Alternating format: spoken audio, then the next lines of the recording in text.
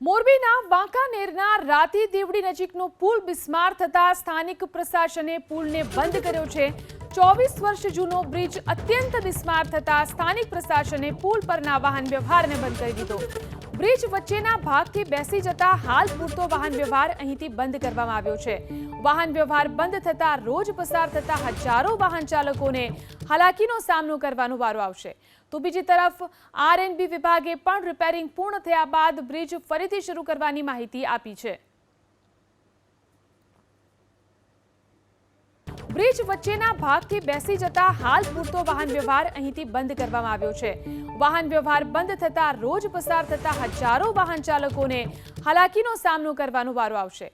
તો બીજી તરફ આરએનબી વિભાગે પણ રિપેરિંગ પૂર્ણ થયા બાદ બ્રિજ ફરીથી શરૂ કરવાની માહિતી આપી છે।